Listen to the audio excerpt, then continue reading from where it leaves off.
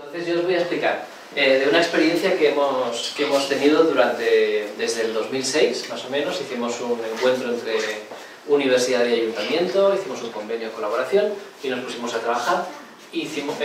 Convocamos un grupo de escuelas, bueno, un grupo, es un municipio de 90.000 habitantes, hay ahora 25 centros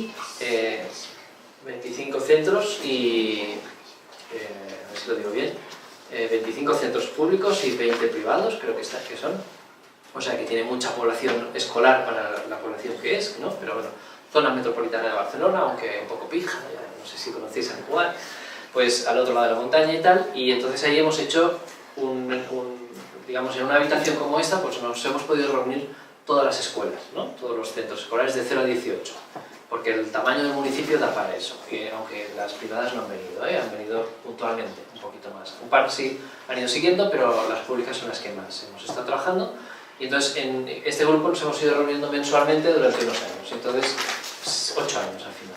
Al principio no pensábamos que fueran tantos, que serían 3 o así, y eso fue calando, fue funcionando bien. Empezamos por los huertos escolares, y entonces pues ahí ha salido una experiencia que es chula, pero que básicamente lo interesante es el contexto, ¿no? De dónde está, y porque se hace diferente en un lugar que en otro, y no todo el mundo quiere hacer lo mismo ni puede hacer lo mismo. Y entonces de eso hemos traído aquí una idea que es la de la agroecología escolar, que bueno, el contexto os lo explico muy rápido porque ya sabéis que es Cataluña, sabéis dónde está Barcelona. San Cugat está ahí detrás de esa montañita que es el Tibidabo, y tenemos un pasado pues muy típico de las planas de todas partes, ¿no? Un pasado de agricultura, de exportación también. O sea, la agricultura de exportación no es nueva, sino que venía de hace mucho tiempo, y entonces pues había pues viña y cosas así. Los huertos de San Cugat eran llevados sobre todo por las mujeres, y los hombres, que todavía les preguntas, que son mayores y ya quedan muy poquitos, pues te dicen que ellas no hacían agricultura. Los que hacían agricultura eran ellos, ellas llevaban al huerto. Entonces, como quien cuida la casa, ¿no? Pues llevaba al huerto. O sea, hay una invisibilidad doble de la mujer en el tema agrícola, porque lo agrícola ya no se quiere reconocer que sea agrícola, o digamos que se está orgulloso de haber superado la fase agrícola. Esa es la desgracia que tenemos. Y además que la mujer pues no pintaba nada, cuando en realidad llevaba al huerto. Y en cambio pues los monocultivos, pues entre otras cosas, trajeron la filoxera. O sea que, bueno, han hecho de las suyas, ¿no? Tienen un impacto ambiental claro y tal. Llegó la modernidad, desapareció la agricultura, todo el mundo muy contento porque ha desaparecido la agricultura y ya somos modernos, y entonces ya, encima, como somos un poco empresariales y un poco pijis y tal, pues nos gusta lo tecnológico, las placas solares y tal. Entonces la educación ambiental que nació allí fue una educación ambiental de placa solar, no de huerto ni nada de eso. Entonces nosotros yo vengo del movimiento de defensa contra las urbanizaciones, de los últimos trozos que quedaban, que venían de la agricultura, y entonces pues allí empezó todo un movimiento más pro agrícola, pero sin los agricultores, porque no quedaban. Y entonces en los últimos años han llegado ya lo que es la agricultura ecológica rural, social, joven, que ha venido, y entonces pues ha entrado a hacer agricultura y así. Entonces los grupos de consumo ecológicos, que no sé si por aquí tendréis también son los primeros que allí levantaron un poco la liebre. Luego empezaron algunos jóvenes a cultivar algún huerto, y luego pues las escuelas, y ahora estamos en la fase de los huertos comunitarios, ¿no? También, o sea, nosotros hemos empezado antes por las escuelas y luego por los huertos comunitarios. Eso depende un poco del lugar.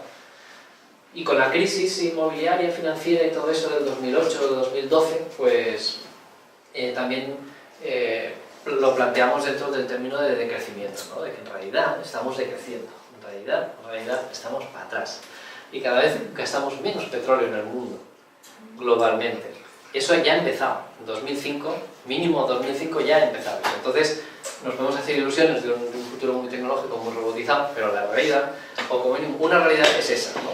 El decrecimiento existe, y dentro de un tiempo vamos a tener una situación muy parecida a antes, ¿no?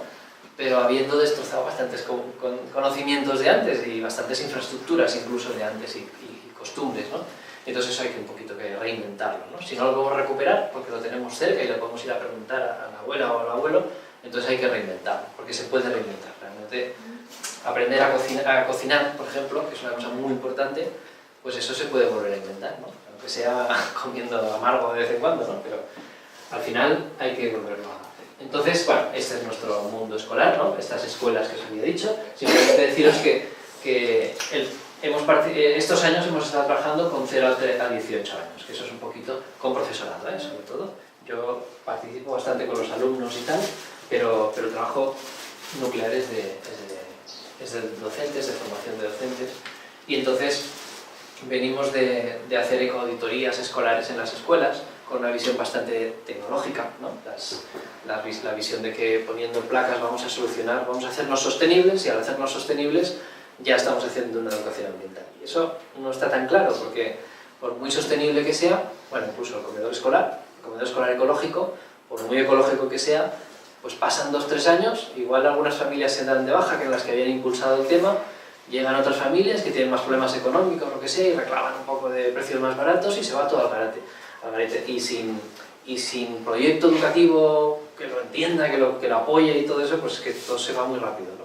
Entonces, por eso, bueno, la cuestión tecnológica vive un poco más, la educación ambiental tecnológica vive un poco más de que con un gesto o con una participación en un sistema que ya está montado, que lo hacen los expertos, pues ya funciona la cosa. Y la cosa no es tan así, ¿no? La cosa es que hay que hacerlo mucho desde la comunidad, desde todos nosotros, porque sin todos nosotros no va a funcionar, ¿no? Y eso, y entonces queríamos hacer eso, un poquito ese trabajo. Y entonces, mira, aquí sale, la agroecología escolar es el tema de trabajo que hemos escogido. Hemos escogido un solo tema, para que en realidad se podría decir que son los huertos escolares, pero lo hemos englobado en una cosa más amplia, que es la que os quiero presentar, que es ¿qué proyecto hace la escuela? Es un poquito acercarnos, aunque hemos trabajado con gente que somos de administración, o que son de ONGs, o que son de la universidad, un poquito más lo que hemos hecho ha sido trabajar desde la perspectiva de la escuela. O sea, a ver, ¿pero qué hace la escuela para hacer esto? Hacer educación ambiental. ¿Qué es lo que hace? Hace un huerto. ¿Pero un huerto en qué sentido? ¿Por qué un huerto? ¿Por qué un comedor escolar ecológico? Que además lo llevan las AMPAs. Bueno, ¿eso cómo se lleva, no? Entonces, ¿cuál es el proyecto de la escuela? Y el proyecto de la escuela es el que nosotros hemos entendido que es la agroecología escolar. Que está dentro de un programa municipal, que es la Agenda 21 Escolar, que aquí también tenéis Agenda 21 Escolares, y luego pues están estas instituciones detrás, el municipio, la UAB, la universidad y el Departamento de Enseñanza. Nosotros, cuando nos reunimos, es una duda que tengo, que os puedo preguntar ahora mismo, cuando nos reunimos con profes, lo que hacemos es que esté dentro del proceso de formación del profesorado. ¿Vale? Y entonces así tienen unos puntos que les sirve para su carrera. Entonces la gente joven le va muy bien eso, ¿no? La gente que es más mayor pasa más de todo y ya viene porque le apetece venir, ¿no? Gente que está más consolidada en el centro, profes que están más consolidados. Pero la gente joven que entra en los coles es muy móvil al principio, y entonces también os pasará también aquí que muchas profes no son del pueblo, y entonces no tienen contacto con el entorno y les es muy difícil movilizar recursos que están ahí al lado, ¿no? Ni los conocen, ¿no? Para eso estamos los demás, ¿no? Para movilizar esos recursos, pero el profesorado entonces puede trabajar en un grupo de trabajo que le reconozca un poco los puntos. Eso para nosotros es el Departamento de Enseñanza. Aquí no sé quién. Sí, también hace algo parecido. A los coordinadores de Agenda 21 Escolar se les reconocen las horas de coordinación. Eso es un expediente. Un día nos encontramos todas las escuelas, en 2006, hicimos una jornada. Y entonces cada cual trajo su póster y enseñó qué es lo que hacía, explicaba qué es lo que hacía. Y tuvieron mucho éxito aquellas escuelas que habían contratado a una persona, a través del AMPA, habían contratado a una persona para que estuviera al cargo del huerto. Porque claro, eso quiere decir que tú puedes dividir tu clase y echar 15 chavales, ¿no? o 12 chavales al huerto mientras tú estás con 12. Que hay otros que dicen que es ilegal, pero es igual, al final se hace, ¿no? Si hace falta, se hace. Y entonces, en la clase hay 12 y en el huerto hay 12. Ahí la experiencia es mucho mejor en el huerto y en la clase. Y entonces eso permite también hacer un juego entre teoría y práctica muy bonito. Y entonces ahí, bueno, es un refuerzo más que tiene el profe, ¿no? Y claro, eso triunfó mucho. Eso gustó mucho. Dijeron, hostia, esto es una ayuda de verdad. Claro, ¿quién ha contratado a esta gente? Pues las propias AMPAs. Al final, son las que contratan dentro del grupo de extraescolares, por ejemplo, o así, pues contratan a esta persona. Que en teoría contratan solo cuando es no lectivo, cuando es horario no lectivo, y en cambio entra en el horario lectivo. Es una pequeña trampa, pero se puede tolerar y ya está. Y el ayuntamiento, nosotros, como teníamos unos recursos que se nos acabaron con la crisis, pero los pusimos también al servicio de esto, apoyar eso, ¿no? O sea, no es que tuviéramos dinero para un sueldo en cada cole, pero bueno, una pequeña ayuda para que ayudar a las AMPAs a contratar a estas personas, ¿no? Con lo cual estaban familias y profesorado trabajando juntos de alguna manera, mucho menos de lo que hubiéramos querido, pero secundaria tuvimos más problemas con eso, porque las AMPAs, bueno, los propios niños no quieren saber nada de que sus papis estén por ahí cerca, ¿no? Y entonces lo que hemos hecho ha sido pues a veces contratar gente de tiempo de 6 meses o algo así, para que hagan un poco un apoyo al profesorado, ¿no? Bueno, es un plan un poco diferente, pero pues son los educadores agroambientales y son muy importantes, porque al final son gente que si el profesorado no está en contacto con su comunidad o con la agroecología porque no tiene ese conocimiento, porque viene de fuera o lo que sea, esta gente sí lo está y te apoyan y te aportan muchas cosas, ¿no? Así como una ONG te puede aportar, pues también una persona que esté dentro del centro tiene la ventaja de que conoce al grupo y de que hace el mismo recorrido que hace el profesorado. El profesorado, la ventaja que tiene respecto a un educador ambiental es que está con el grupo todo el año, y entonces conoce el grupo y sabe qué tipo de grupo es y cómo, ¿no? En cambio, los educadores ambientales tenemos muchas veces que llegamos, hacemos 4 cosas, nos vamos y nos quedamos diciendo ¿y qué habrá pasado con aquello?, ¿no? Y así. Y en cambio, pues esta gente estaba ahí también dentro. Por tanto, ha sido una solución que ha sido bastante importante. O sea que estos educadores están durante todo el año sí. con los alumnos. Sí, y en muchas de las escuelas están con todos los alumnos. En otras no, en otras solo están con tercero o con algún curso concreto que te dicen, bueno, pues vamos a dedicar este curso a que se metan en el huerto, ¿no? Y entonces el educador está ahí. Pero bueno, sobre todo están con todo el ¿Y han tenido alguna formación o quiénes son los educadores? Son gente que vienen de medio ambiente y de biología, básicamente. O sea, al principio empezó siendo gente que se espabiló y que dijo, oye, ¿queréis que os cuide el huerto? Venga, sí. Y entonces te contratan solo el tiempo, oye, pues recibe a los alumnos, ¿qué tal? Venga, va. Y así se fue desarrollando un poco. Y entonces se fueron metiendo gente de medio ambiente y de educación ambiental, de biología. Pero como ni en medio ambiente ni en biología se hace educación ambiental, ni se hace agricultura, al final son la gente que se espabiló y la gente que tenía contacto con la agroecología por alguna razón, ¿no? Por motivos personales, porque ya tenían un huerto. En la Universidad Autónoma de Bellaterra había un huertecito en la universidad y la gente que pasó por allí, pues que todos venían a San Cugat a hacer eso, ¿no? O sea que la escuelita la tuvieron en el huerto de la UAB. Los maestros, magisterio, no tocan para nada el tema. Y ahora están empezando en bastantes universidades huertos universitarios para profesorado, o sea, para magisterio. Y eso es muy importante, porque entonces ya van a llegar a las escuelas que ya saben manejarse. Al final es miedo lo que hay con el huerto. ¿Qué va a pasar, no? Que ahí va a salir no sé qué y va a ser un desastre. Y en realidad, pues con hacer 4 cursitos te quedas tranquilo y lo haces bien. No falta ser muy... Claro, si tienes una ayuda externa es mucho más agradecido, sobre todo porque puedes dividir grupos y tal. Eso ha sido muy importante, o sea que eso sí, vamos encontrando fórmulas de que eso pueda ser, a meter gente en las escuelas que lo van a agradecer el profesorado y lo vamos a agradecer todo, ¿no? Claro que hay algunas cuestiones legales allí, que a veces el departamento puede decir que no está de acuerdo porque no son gente contratada por ellos, pero al final, si van a ayudar, pues se suele aceptar. Bueno, nos encontramos la universidad y nosotros, y el ayuntamiento, hicimos este grupo de trabajo que le llamamos Educación para la Sostenibilidad a lo largo de la vida, que es ESLV, porque es de 0 a 18 años, y entonces empezaron a venir investigadores, que son estudiantes de la universidad, de másters o doctorados o lo que sea, pues de medio ambiente, o trabajos de final de grado, de biología, de medio ambiente, de profesorado, etc. Varios tipos que querían que sus estudios fueran útiles. Y entonces, por ejemplo, unos estudios así bonitos, que os lo digo para que os den ideas, para tener ideas sobre el tema. Un estudio que me gustó mucho fue el de Miren, que era se juntó con una maestra de educación para la ciudadanía, cuando existía esa asignatura, en sexto de primaria. Y entonces lo que hicieron fue hacer unas asambleas de cómo tomar decisiones. ¿Por qué? Porque el alumnado normalmente, el huerto, puede ser un lugar de mucha imposición. O sea, puede ser un lugar muy dictatorial.